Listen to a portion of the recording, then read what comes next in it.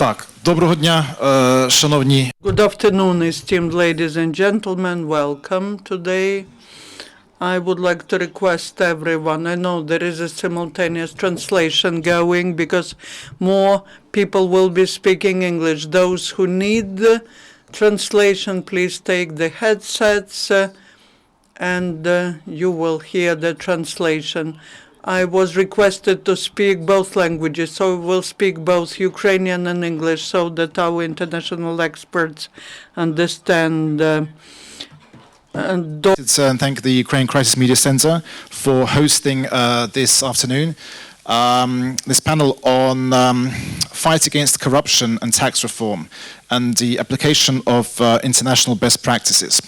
I think what happened literally 2 hours ago up the road with Vice President Joe Biden, a very powerful, a very potent, a very emotional, and a truly historical, and a truly historical speech today to Parliament. And I think some of the things that he did say, some of the quotes that Joe Biden did say, things like, Russia is using corruption to undermine Ukraine's sovereignty. And many of the topics that were discussed, were about corruption. I remember in July when Joe Biden spoke at in Washington at the US-Ukraine Business Forum, he mentioned the word corruption 13 times, and I think today still it's very much an issue. And that's what today's panel will be also focused on. So I'm delighted to welcome Natalia Yaresko, Minister of Finance of Ukraine, who needs no introduction. Daniel Kaufmann, President of the Natural Resource Governance Institute, and Robert Conrad, Advisor to the Minister of Finance. Just very briefly on Daniel. Daniel, President of the National Resource Governance Institute, formerly the Revenue Watch Institute, the National Resource Charter. Previously, he was a senior fellow at the Brookings Institute. Prior to that, he was director of the World Bank Institute, leading work on governance and anti-corruption. Daniel has a PhD in economics in Harvard, and he has a true luminous professional career focusing on governance and anti-corruption. So, without further ado, what I'll do, I'll ask Daniel, if you could open with your presentation about this important issue, and then we'll take it from there. So please. Thank you, Dobry dnia. Sorry, I will speak only in English, just a few words in Ukrainian, but it's a pleasure to be with you all and with you. I have a lot of data, and that's what we do, a lot of analysis and data, and that's why the presentation is evidence-based. So bear with me, but also I'll apologize in advance. I will go very quickly through some of them because I'm more eager to listen to our colleagues in the panel than to myself. But then in the question and answers, we can come back to some of the data. Let me tell you that one of the reasons I'm here, first, it's fantastic to be back here. I was here from 92 to 96, opening the World Bank work and program and office for Ukraine just after it became independent. It's fantastic. It's like coming back home again, as Natalie said earlier. And I'm also here because I'm in the international board of a very important international initiative, which is the Extractive Industry Transparency Initiative, EITI. There's a conference going on in parallel today, and tomorrow and the day after the board meeting is meeting. And Ukraine is a relatively recent member of EITI, and we'll discuss that. The whole issue of governance and anti-corruption is very important for Ukraine, obviously. It's very important in natural resources too, and I'll be addressing that a little bit as well. Here we have who we are and the link between the Natural Resource Governance Institute, where I work, and the EITI. We can go back into that later during the discussion. Let me indicate that even though Ukraine is not considered around the world in the list that the IMF and other organizations have of a very resource-rich country, Ukraine does have resources, and significant resources. In fact, in terms of the resource rent, they represented about 7.7% of GDP a couple of years ago. Now maybe a little less because the prices have come down. So resources are very important also fiscal revenue and so on. So good governance and anti-corruption is very important in general. It's also very important in this sector. One of the key issues that we follow is management in resources, and management of revenue is a very important part of that, management expenditures. There have been reforms recently, but over time, over many, many years, ever since, in fact, I was here, I left, one can follow what has happened with taxes, with the revenues, and what has happened with expenditures in all countries. We do that. And what we see in the case of Ukraine and many other countries, that unfortunately, whatever happens on revenues, it's mirrored on expenditures. So it's enormous volatility in revenues for a variety of reasons, and it's almost mirrored in terms of expenditures. The red line that we see here are the expenditure. Basically, the volatility is enormous. I'm biased because I'm a very proud citizen of an emerging economy called Chile. I'm from Chile. So let's compare with Chile. Yes, revenues in Chile, we have a lot of copper, so prices go up and down, are very volatile, they go up and down. But there are all kinds of revenue management tools to ensure less volatility and stability in terms of the expenditures. It's not just a challenge for Ukraine. Look at Venezuela, many other countries. Venezuela, very much like Ukraine has been in the past. So this is one of the issues that it's very important in terms of revenue management. How to have rules regarding expenditures, regarding savings during the good days, for the bad days, so that there is less volatility, there is more smoothness in expenditure. And thanks to Minister of Finance like Natalia Yaresko, there is macroeconomic management now that has improved. There are annual deficit targets as part of the IMF program, but there are not yet fiscal rules like in other countries. We can touch on that later. But as important, or even more important, are the issues of state-owned enterprises. The fact that there's still enormous problems with management in terms of the deficit, cash call, borrowing from the state enterprises, and we mentioned a number here. Other problems in revenue management relate to subnational transfers, how they are managed, particularly in a country that is taking very seriously, like Ukraine, the decentralization process. The whole issue of subnational transfer is crucial. Just to say one word about fiscal rules that have been found to be so important, countries like my own, but in many others too, like in Chile. It's not just about the short term, what happens 1 year to the next. So it's not only about the agreements with the IMF. It's how to constrain spending in good years, so to save for the bad years. And also, it's about transparency, about monitoring of government budgeting, since there is a benchmark. With a rule, a benchmark is created. What can be spent, how much, and what cannot be. There are many other challenges in revenue management that apply across the world with sovereign wealth funds. I'm not going to touch upon sovereign wealth funds because this is not the moment to set up a sovereign wealth fund for Ukraine because there is not that much to save, but in good years there could be a discussion on that. On state-owned enterprises, I already mentioned, also on subnational. So let me move very quickly.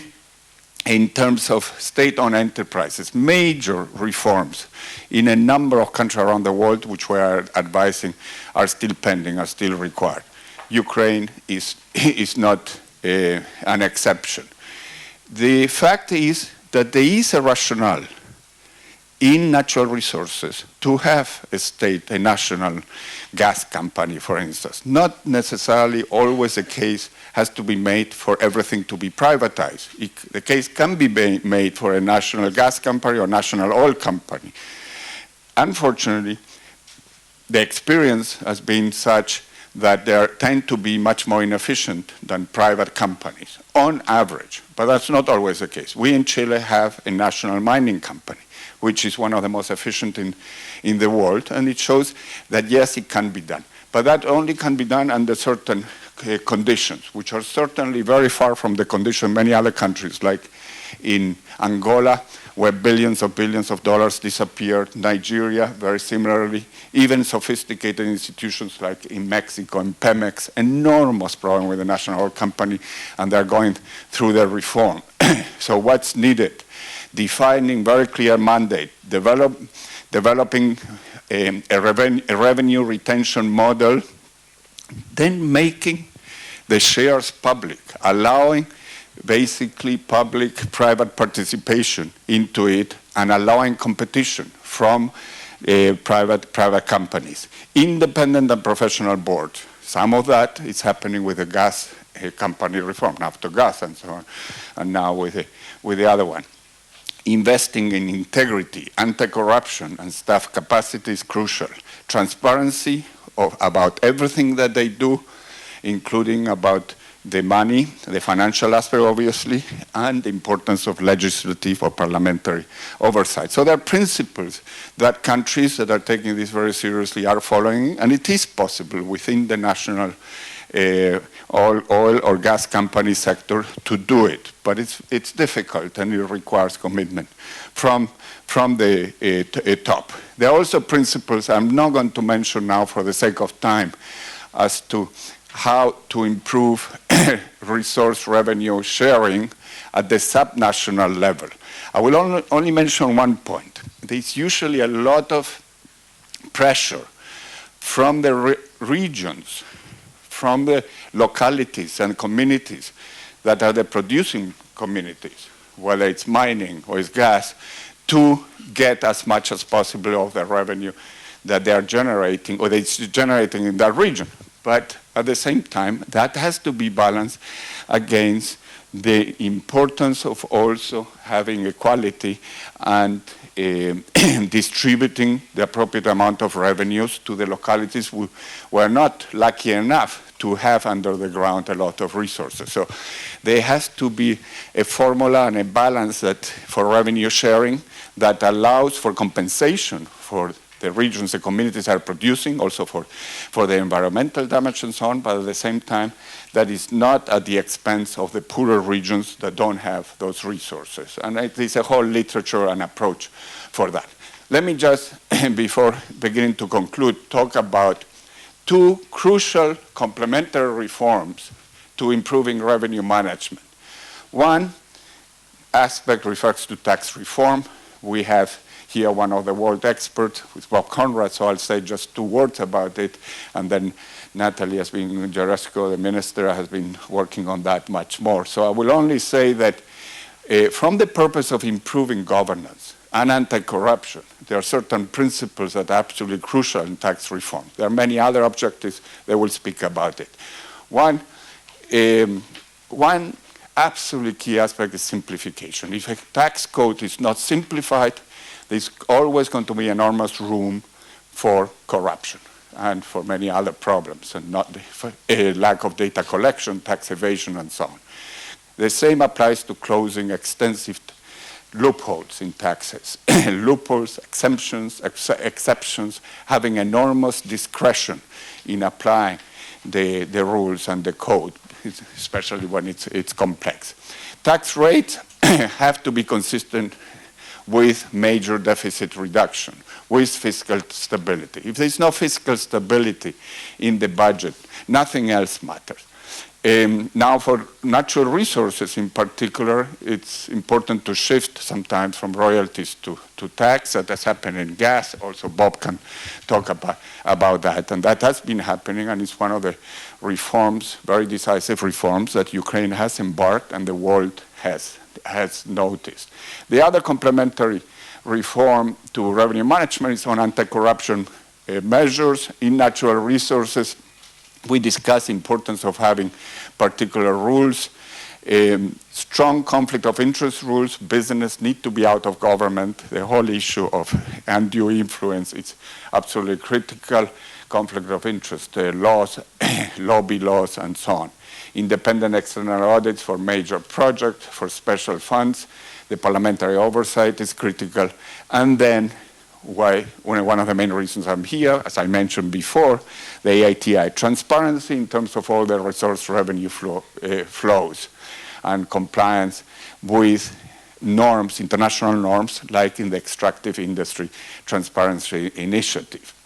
In that context, let me commend Ukraine, because the past couple of days, and in advance of this conference and of the board meeting that we're having tomorrow, Ukraine has just released its first report to the Extractive Industry Transparency Initiative regarding the situation in Ukraine and trying to apply most of the rules. So that's commendable. I'm not going to read all of this. I will leave this to anybody who is interested later, but that's a very important step. At the same time, let's be very frank, and some of you know me from the old days. I always spoke the truth. It's very important.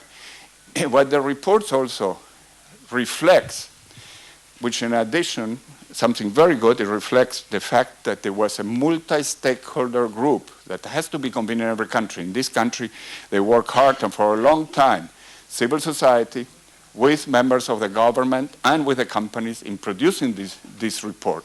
But it reflected that at the end of the day, there is still a serious problem with transparency and disclosure. They would not even disclose the total in revenues in natural resources by company. So it's not even disaggregated company by company level, because the companies did not necessarily agree. Many of them didn't agree to report. Some did report, and then in the report they only aggregated. They are saying that they're going to fix it.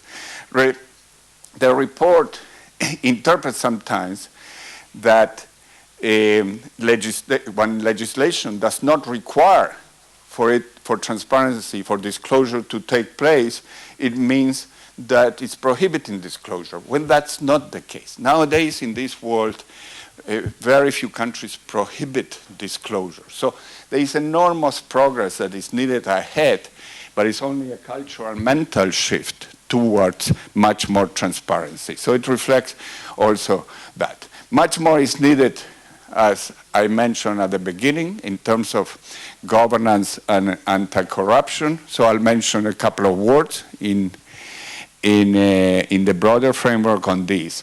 One of the big advantages of Ukraine, compared with some of the neighbors in particular, and this was very clear when I came here already in the early 90s, and that it's been the case from then onwards.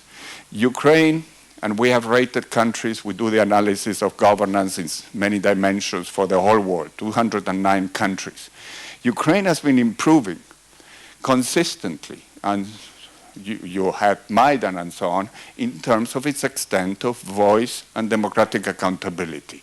Civil society, NGOs very involved, the ability to have this type of debates and so on. Compare this with the neighbors and where it is. So it's a source of strength and a source of an opportunity to do much more on the transparency and anti-corruption round. But not so when we look at other dimensions of governance. Rule of law, whether it's rule of law or whether it's corruption, it looks more like Russia, and it still does. In fact, these are 6 of the indicators. For some time, there was some improvement in Ukraine, and there was some improvement, basically a little bit from last year to the end, 2013 to the end of 2014, but it's very low on corruption. Not so as we see here, voice and accountability in terms of government effectiveness, they also have been improvements and so on.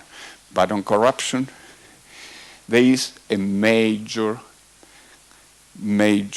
opportunity or choice for Ukraine. Does it stay where Tajikistan, where Venezuela, where Russia, where Azerbaijan is, looking like that, or wants to go to where Chile, Poland, Georgia, how Georgia improved over the past 15 years can be.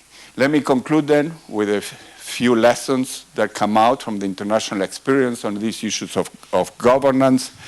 The transparency is absolutely crucial. We discussed already EITIs, the major reforms of state enterprises, the tax reform, we did mention it, and more it will be mentioned now. But in terms of anti-corruption, specifically, one important lesson is that the central government efforts, no matter how much it will be done, they need to be complemented. First, by the top leadership has to be fully there with full political will, and complemented by reforms at the subnational level. What's happening in different oblasts, and some are beginning some programs on anti-corruption, others are not. As important is the involvement of NGOs, of think tanks, of academics, of the parliamentarians in this anti-corruption, and the media. And that's why we commend that you have organized this here. It's not just top-down from the government. Cannot be done like in China nowadays. The competitions across oblasts and cities can be very important element of that. And with the data, and there we commend what you have been doing in terms of doing surveys that compare what's happening in different cities. If that's publicized very much, that creates competitions like the indicators across country do. They have suggested in a number of 4 hours in Odessa on Sunday on this, that perhaps you may want, or somebody else may want, to create an impunity index. Impunity is such a pending issue in Ukraine and in a number of places. So not only to measure corruption, but to measure the extent of impunity across oblasts and also in the central government. In terms of transparency, it's absolutely crucial not only to have financial and economic transparency, which is improving, Ministry of Finance and others, but also about financial, institutional, and political transparency, to know exactly what are the assets and the incomes of all the politicians, what are the payments for party finance that come from different interests in the private sector. Reforming the state enterprises and the judiciary is absolutely crucial as well, to say no to impunity. Guatemala, the case of Guatemala is very interesting. Guatemala, the situation got so bad in terms of a dysfunctional judiciary that an independent commission was created from the outside, basically under the supervision of the United Nations, and they did all the investigations on anti-corruption, and they found that the president and the vice president have been involved. They have both been sacked and they're being detained, sitting in jail now. And some other countries are looking into that model. Tax reform will be discussed. And let me end by showing what, this is your data, and it shows basically that a lot can be gathered by looking at data across oblasts, and some, in all of them, the situation is negative. That's why it's below zero, but on some, the trend is less negative than in others. Thank you very much. And again, let me point out that at this point, given the crisis in Ukraine, the enormous challenges that are happening, yes, it's commendable that you can make progress, adopt many reforms that you have adopted, come out with this important report with the ITI under the circumstances that you are, the external threats and so on. But the situation, the financial situation, fiscal situation, anti-corruption situation, it's very, very difficult. So it's the issue of the choice to which model to look at, to which type of direction to go. The Polands of this world, of course, I like Chile because I come from there, Chile's of the world, or is it Russia or Venezuela that nobody would want, I presume. Thank you very much. Thank you, Daniel, for truly excellent and insights with your experience and expertise on this very important issue. I mean, for Ukraine, we regularly monitor and we conduct regular surveys of the members of the American Chamber of Commerce here. We have over 600 of the biggest investors. And the number one issue, 98% still, the number one issue, the number one barrier for doing business in Ukraine is corruption. So I think this obstacle, and this is something that we've together been pushing for, the prevention, the publicizing, and the punishing. And I think what you mentioned about the impunity, that's also an interesting issue, because at the moment we have not seen any punishment coming for the thing. But I think today's visit by Vice President Joe Biden, I think some of the things he's been saying, he said earlier today, corruption eats like a cancer. Oligarchs and non-oligarchs must play by the same rules. And but there is hope. And one of the quotes that Joe Biden said today is, if you succeed, you will be the founders of the first free, united, democratic Ukraine. And that leads to our next speaker. I think Natalia Yaresko, who over the last 12 months has been doing a truly amazing job. We, at the American Chamber of Commerce, we do criticize a lot, but also last month we had Thanksgiving, and we asked our members, who would the business community, we gave them a blank piece of paper, and we asked them, who would you like to thank? And one of the names on the top of that list was Natalia Yaresko, for the work that Natalie and her team have been doing in terms of the debt restructuring and fiscal stability to Ukraine. So without further ado, I'm delighted to present the floor to Minister of Finance of Ukraine, Natalia Yaresko. Дуже щиро дякую, щиро дякую. Thank you very much to the American Chamber of Commerce for the recognition, dear colleagues. When it comes to corruption, the issue of corruption in Ukraine, quite often people mean the illegal mastering of state-owned resources. But the second side of this coin, those non-collected resources, not collected taxes. And actually, this is still from Ukrainian citizens, and the government is responsible to cut down this corruption, those resources who are under-collected to the budget. And the role of the tax authority is to decrease corruption, to collect all the lawful taxes, and to cut down the discretion in collecting taxes. We managed to increase transparency in collection of taxes. We decreased all the opportunities for corruption, and we made many important steps both in tax area and extra tax or non-tax area. Speaking about tax sector, we introduced the electronic administering of VAT, which considerably cut down corruption in VAT collection and administration. We managed to reduce subjectivity in VAT. Before introducing this electronic VAT administration, there were a lot of fake VAT invoices about refunding of VAT, and the experts suggest there were almost $1 billion per year. What does it mean that when the fake VAT was refunded, but those VAT was not collected, never collected. Thus, that money were actually stolen from the national budget. At the same time, we did not refund really paid VAT because we had no money at all to refund it. And of course, there was not sufficient funds to refund to everybody who are liable for refunding of VAT, thus creating the preconditions for corruption. There was a discretion whom to refund VAT and whom do not refund VAT.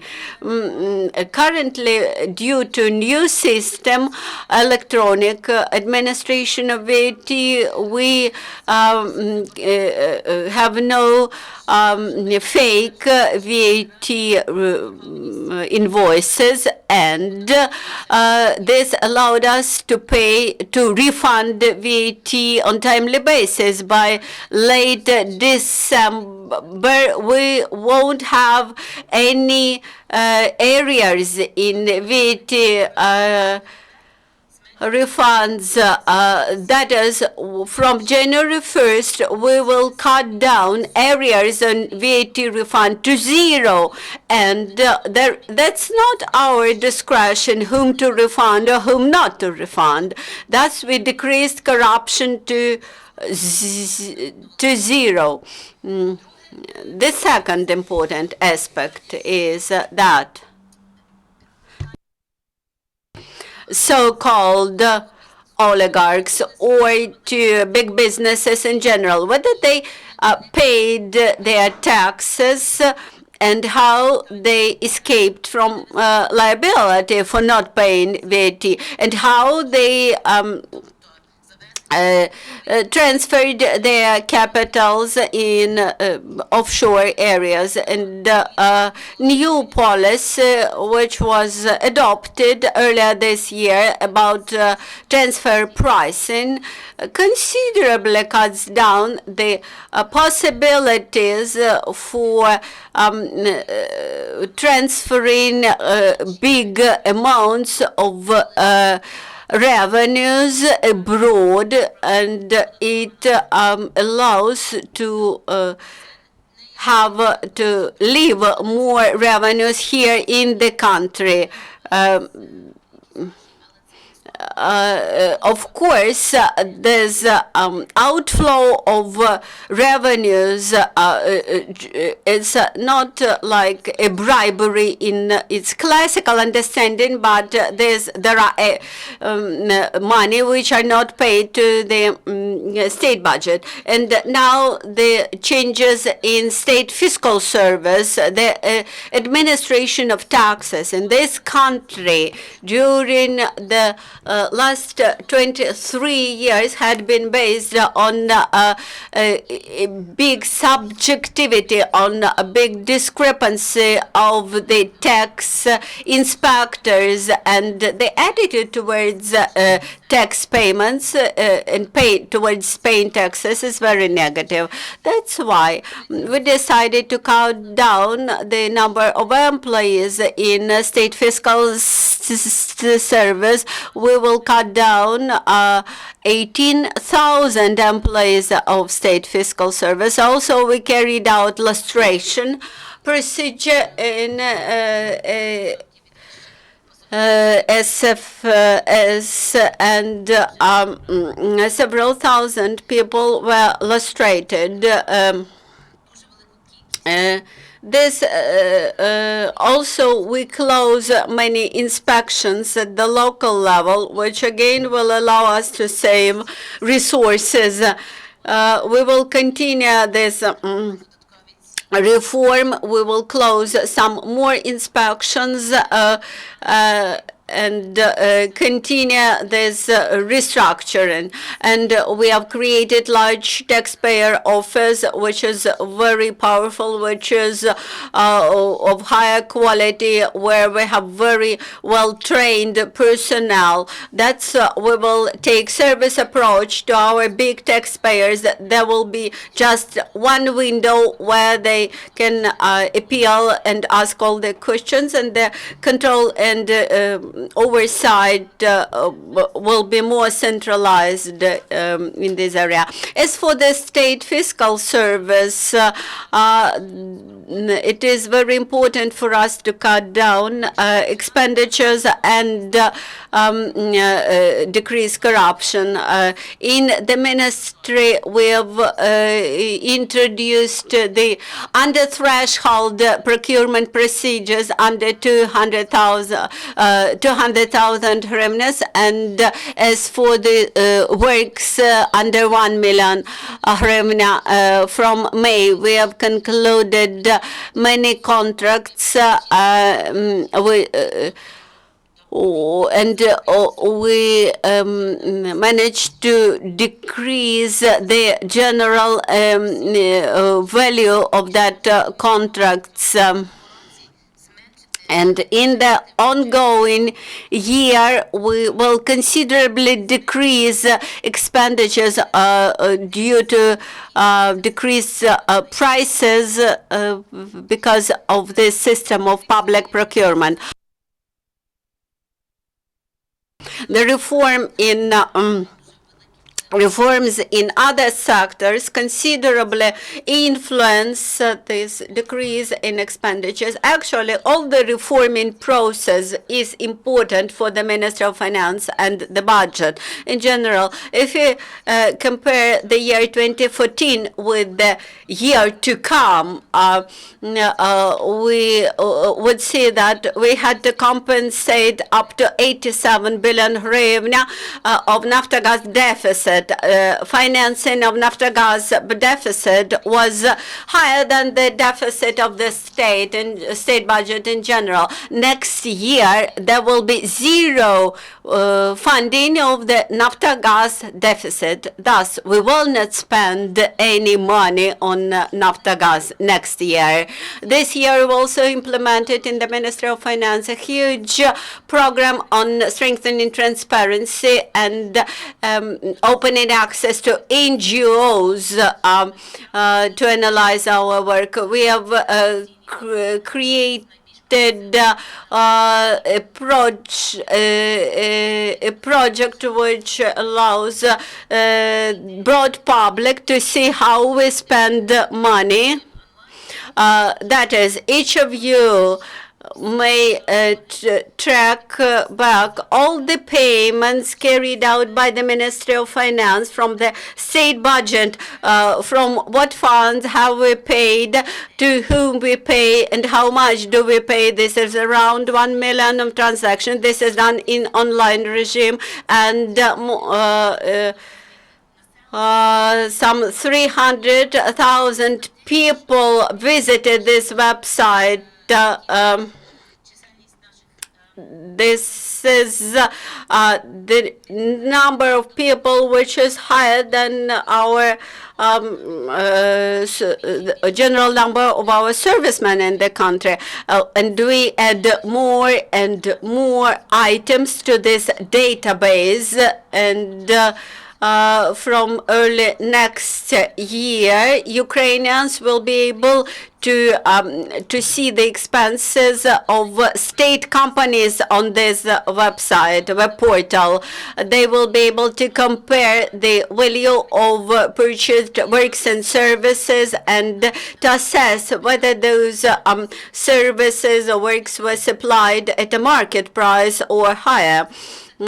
This, of course, positively influenced the image of the country because this allowed us to go up in global open data from 10 positions up, and this is even before we have launched the system in full scope.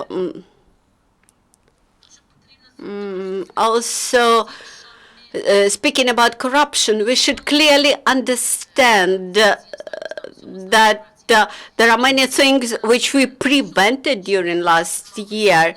The state had rejected from non-transparent privatization procedures.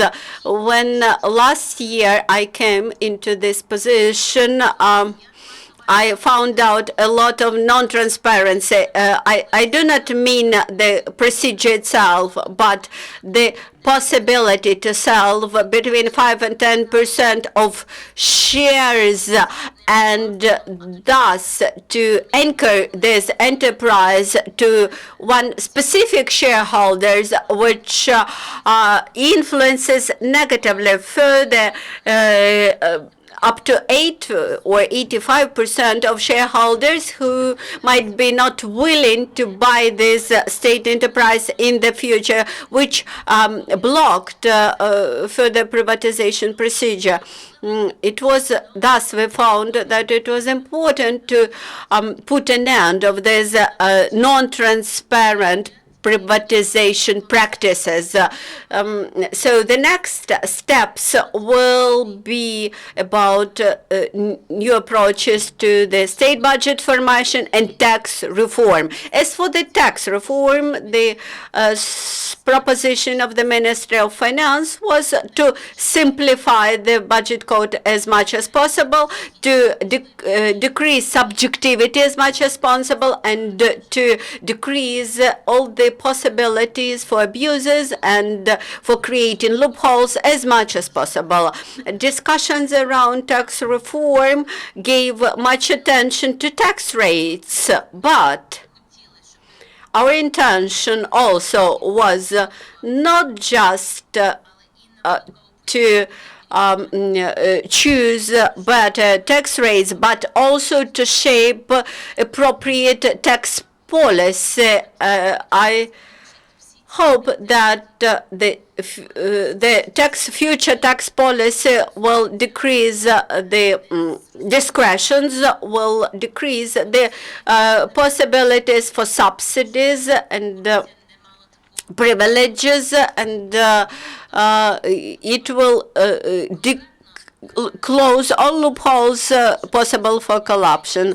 And important about administering is establishing electronic chambers for each taxpayers, that is, each taxpayers can have access to his personal website where he can track back all the paid taxes and make all the submissions. Then we will bring into order the refunding of VAT. So this will be transparent register of VAT refund. Earlier today I mentioned collection of VAT and refunding of VAT, and now we will have transparent register of VAT refunds. Then about tax police, we will do demilitarization of tax police. There will be very limited number of people who will be similar to police. This will be like the Department of Fiscal Investigation. That is, this will be experts who will apply special financial analysis to understand whether taxpayers pay their taxes appropriately or not. This will decrease the possibility for taxpayers to escape pressure, which is a precondition for corruption. And speaking about single social contribution, now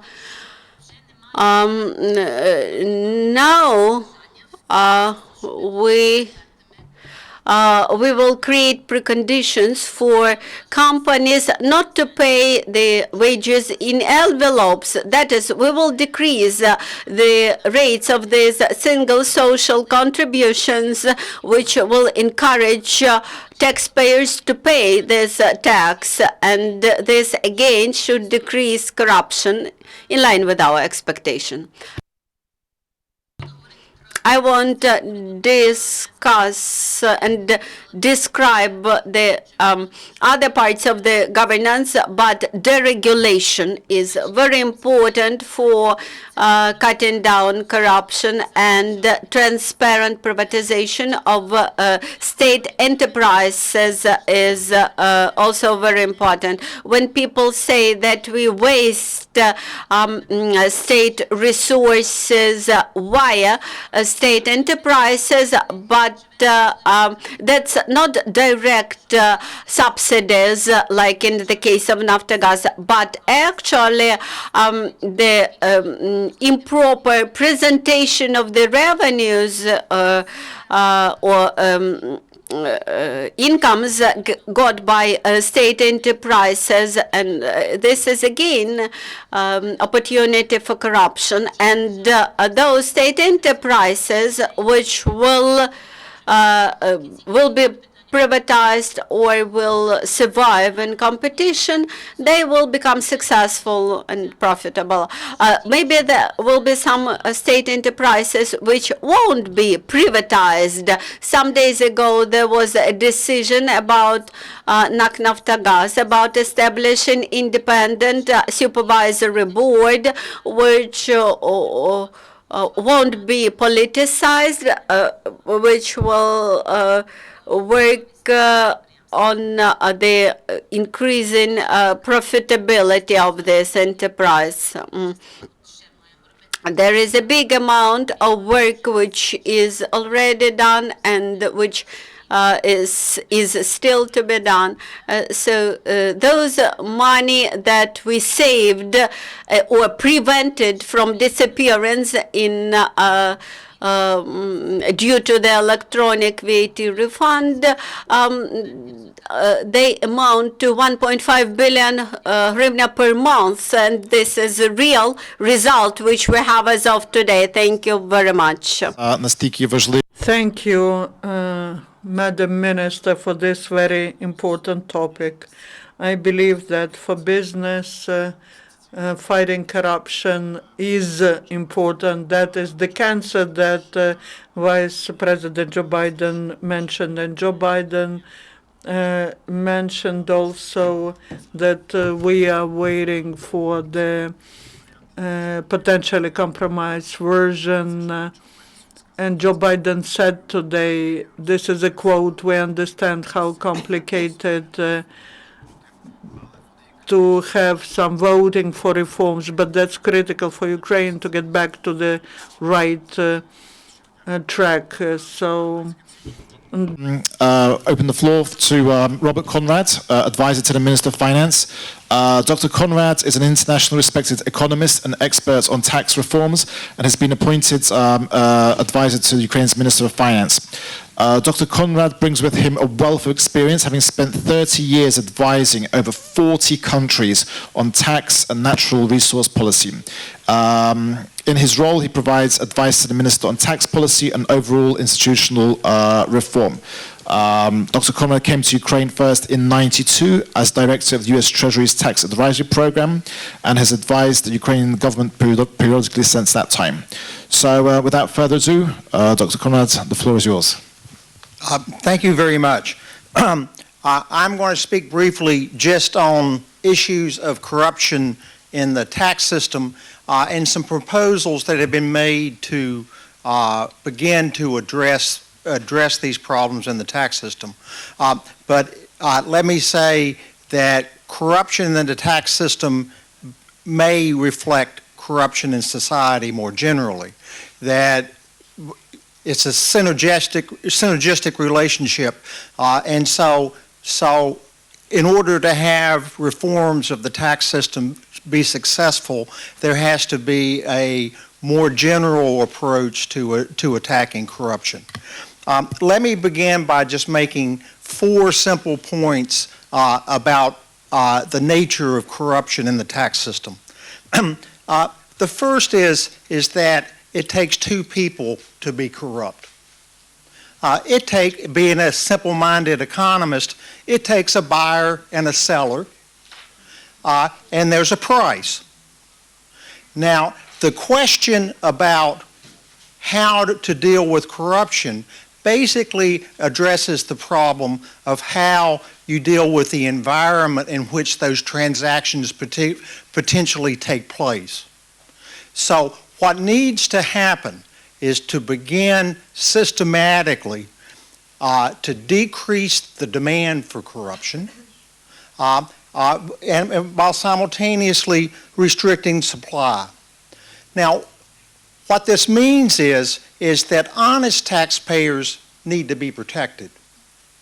And by the same token, honest tax administrators need to be protected. Because there are some honest tax administrators out there. And one of the things that's being proposed to begin to attack this problem is what I call a rapid, transparent appeals process where the tax administration begins to be bypassed, but you don't necessarily have have resort to a corrupt legal system. That there is the potential for having an appeals process that is technically competent, public, and where the results of the appeals process are public. And by doing that, you're making one small step toward beginning to attack this generic issue. The second thing about corruption is that you need contact. It's very hard to be corrupt when the corrupt person is 600 miles away.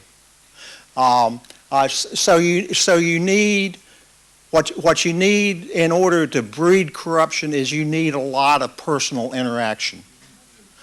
I would never impose the United States tax system in any country, but being an economist, I must give you one example. Every year for many years, I have made a mistake on my tax return.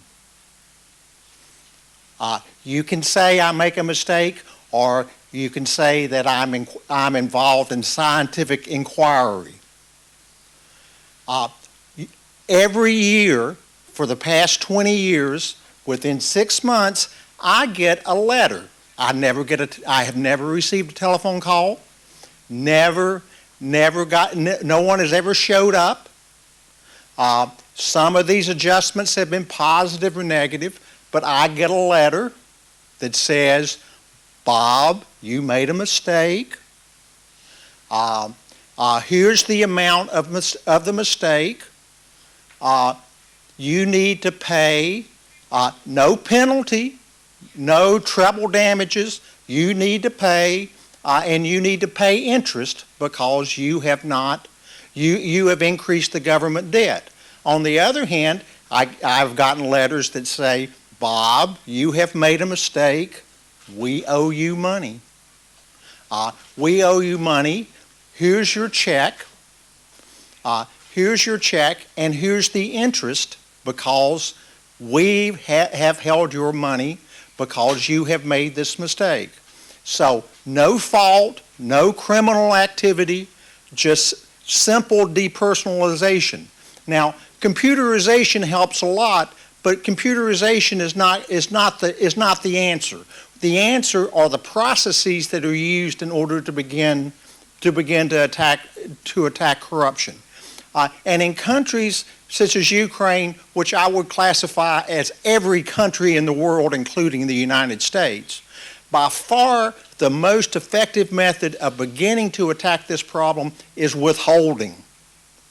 If there is withholding, so that employers withhold, that if you are an independent contractor and you work and even though you're not an employee and you do something you engage in an activity with a business and you're not a VAT taxpayer, they withhold. They withhold.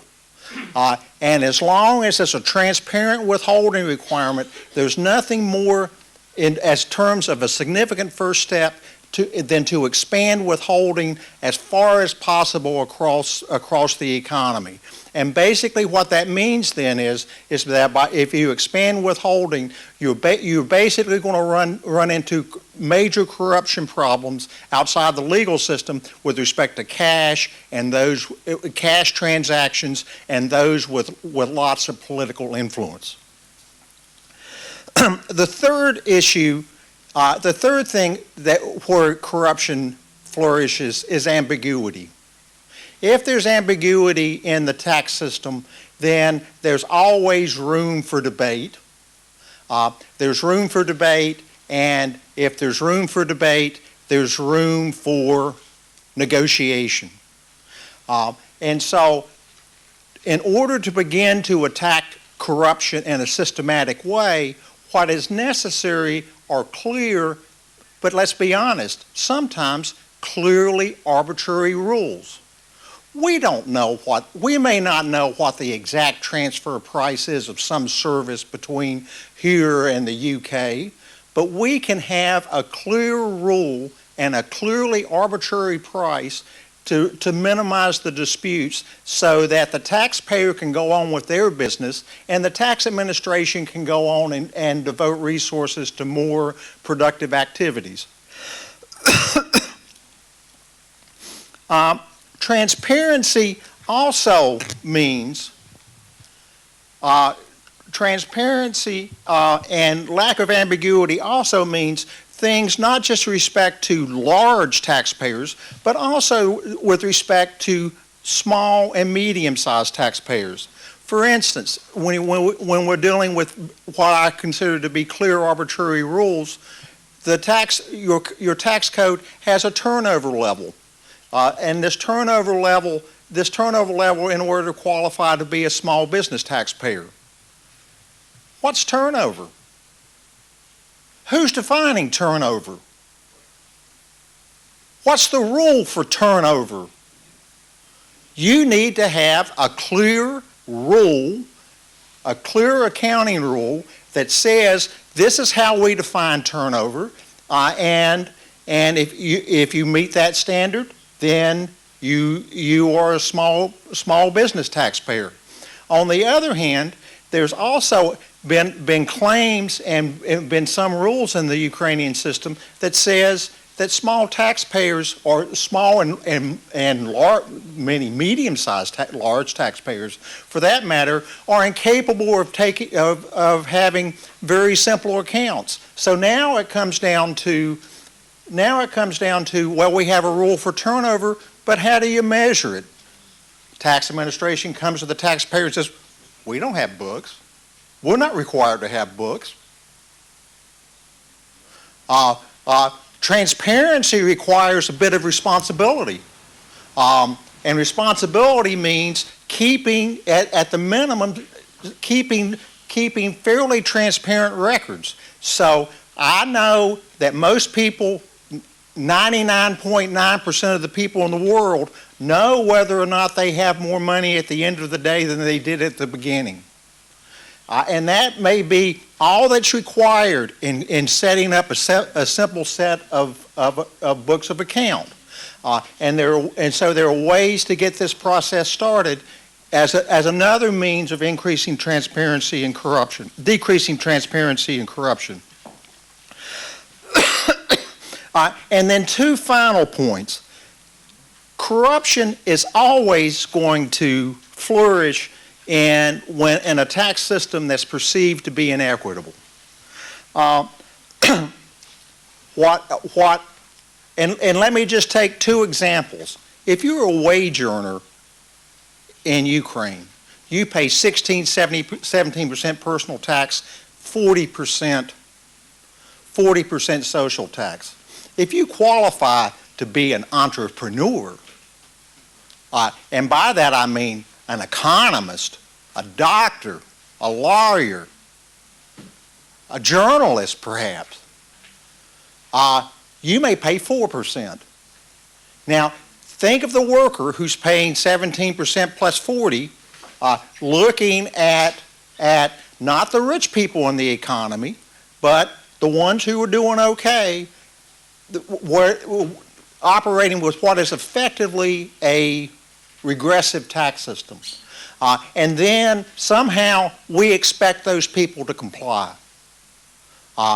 And so in order to begin to attack this problem, the proposals of the Ministry of Finance have begun to move in the direction of decreasing the social tax and beginning to level the playing field with respect to the overall tax environment. One more example. I don't mean the small business tax is a big issue for me, as you can probably tell.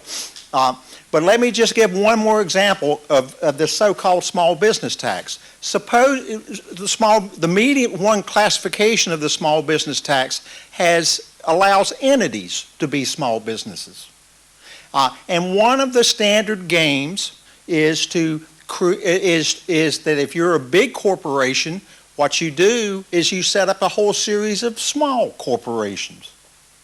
Each one of these separate corporations under the turnover threshold for being a small business all perfectly legal, all perfectly legal. There's nothing the government can do about it because of the way the law is set up. But we look at this from the outside as taxpayers, as opposed to the entities who are paying 4% and the regular taxpayers paying 20% plus 40.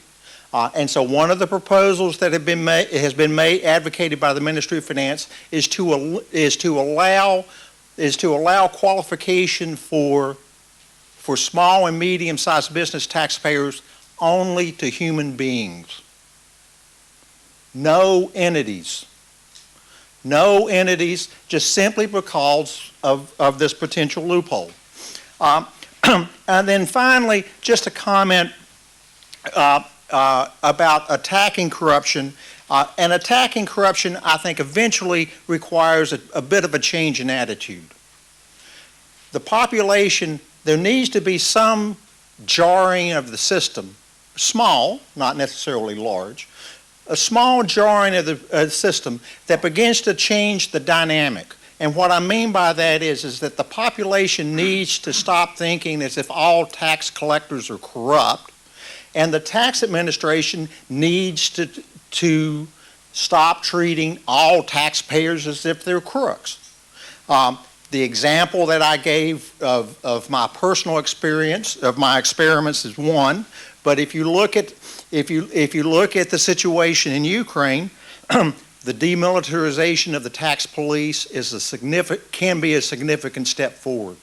To turn that organization into what it should be, which is basically a criminal investigation unit used only in way less than 1% of all cases, is an important step forward. And then the rules about penalties and interest, that there are proposals to begin to change those rules. So if you make an honest mistake, you will not be treated as a criminal. That there's not necessarily penalties. Interest, absolutely. Because interest is the cost of carrying debt. So interest should always be part of it, but high, stiff penalties, that type of thing, needs to be taken out of the code, and there are beginning to be steps in the Ministry of Finance proposals to do that. So with that, I'll conclude my remarks and hopefully we can open it for a productive discussion. Thank you. Thank you, Bob. На цій ноті, я думаю, дійсно це питання. With this final statement about raising culture of compliance with tax payments, we will shift to our Q&A session because Madam the Minister is limited with time. So let's take all three questions together. I am Luyula Tamoshenko. Is a publication about compromise in tax reform. Yesterday, Madam Yozhanina from Parliamentary Committee mentioned that compromise was not possible. So what's now going on, whether we are going to have tax reform this year or by the end of this year? The second question, you are a banker, Irina Ross, journalist. Now, Madam Natalia, with my huge respect to you as an expert, you are top professional, but you obviously know that the bankers and oligarchs received a huge refinancing from the state, and the banks owned by those oligarchs, they went bankrupt. And instead of this, that state refinancing was used for maintenance of their corrupt enterprises. Famous oligarchs Bakhmatyuk, who robbed so many people, he continues to run business in the country. Do not you worry about this? And the third question, esteemed Madam the Minister, I would like to point out to one of the most corrupt sectors mentioned also by Saakashvili on Sunday on alcohol sector. The budget losses from non-received excise duties amount to 5 or 50 billions of revenue, and 50% of this business is in shadow. On behalf of legal national producers, I requested for meeting with you many times. Unfortunately, I did not succeed, and in your draft of tax code, we see some negative things.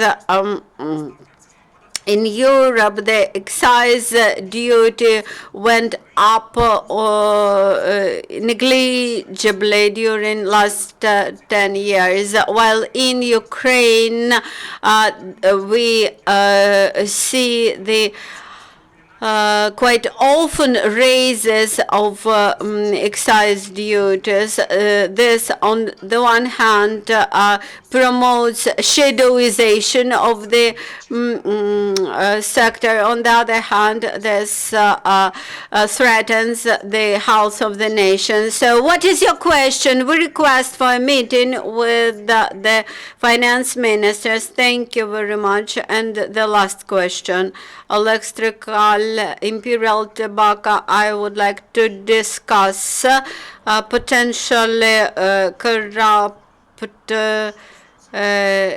initiative in the tax reform. These were minimal retail prices for tobacco goods.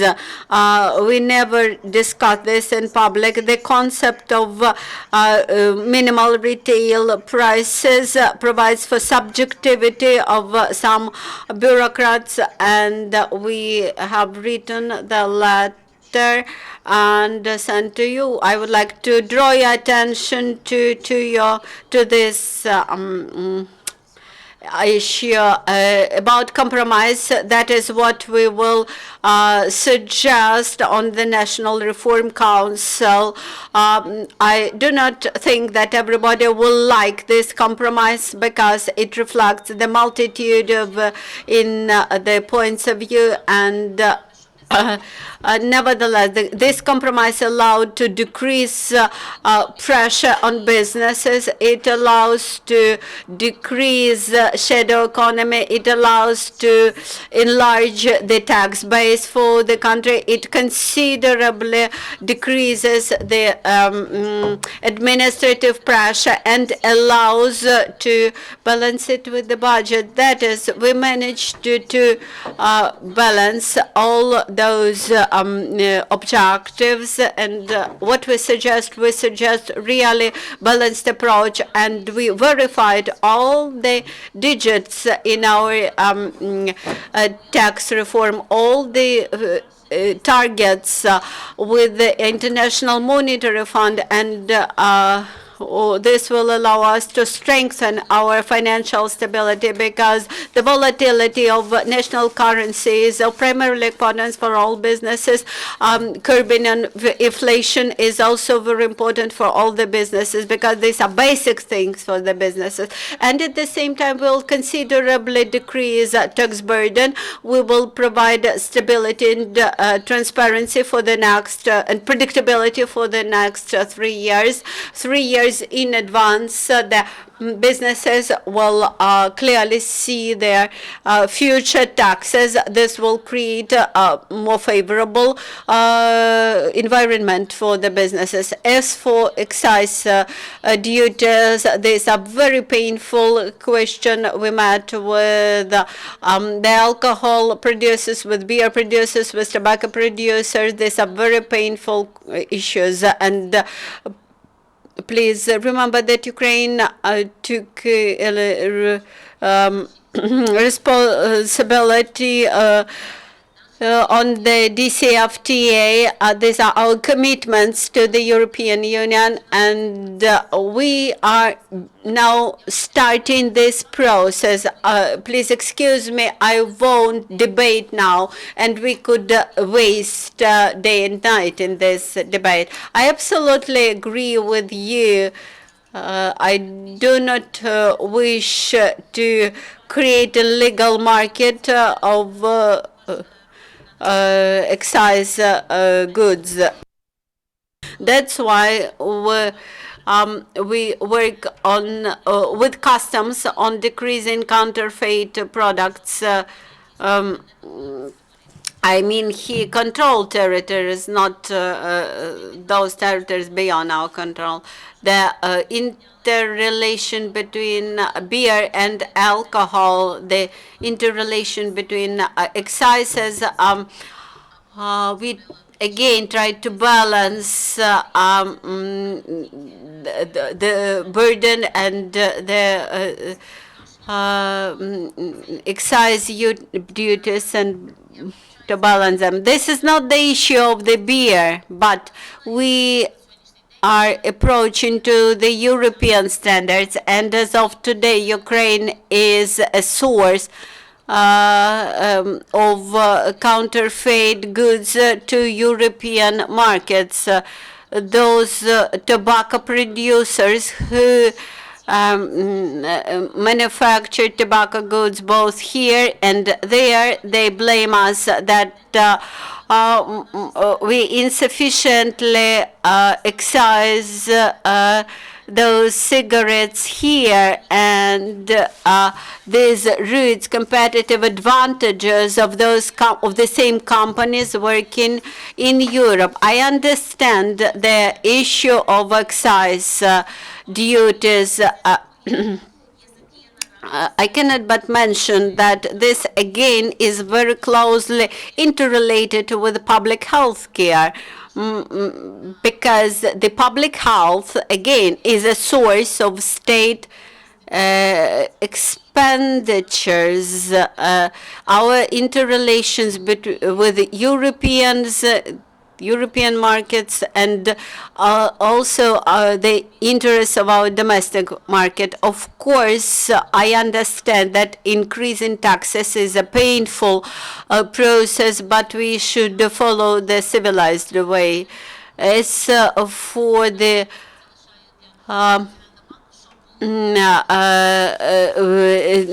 bankers, I leave this for the National Bank, and I cannot speak about the past times, but as of my period in the office with the National Bank, we spent a lot of time with this issue of refinancing, and the pace of refinancing this year is slowed down considerably. As for the fund of guaranteed insurance of deposits, it pays deposits or savings to those who are victims of bankrupt banks. With maybe a slower pace than people expect, but we had to liquidate 62 bankrupt banks. And as for those owners who abused their private banks, as far as I know, the National Bank has filed cases to the prosecutor's office. I have printed out these materials. Will you please review it? I cannot speak about prosecutor's office. I can be responsible only for our scope of responsibility. The minimal retail prices. Minimal retail prices.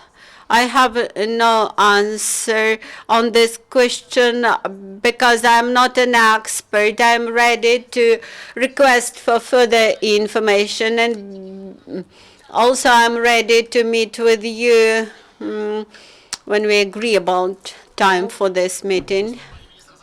Madam Minister, ran out of time, and you may ask your questions to Robert, but with this, we would like to thank Madam Yaresko for today's presentation. We wish you a lot of success.